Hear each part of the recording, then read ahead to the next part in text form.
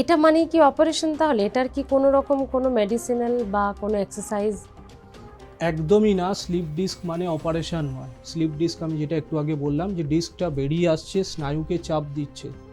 যদি আপনার early stage থাকে, আমরা সাসপেক্ট করছি স্লিপ ডিস্ক, একটা এমআরআই করি। আমরা এমআরআই করে একটা মান আছে যে স্পাইনাল কর্ডটা যেই কোটরটার মধ্যে রয়েছে, একটা ফাঁকের মধ্যে তো আমাদের স্পাইনাল কর্ডটা থাকে, সেখানে কতটা চাপ পড়ছে, কত পরিমাণে চাপ পড়ছে, এবং চাপ কি এতটাই পড়ছে যে ব্যথা ছাড়া অন্য কোনো সিমটম হচ্ছে, সেক্ষেত্রে তখন আমরা অপারেশন ভাবি।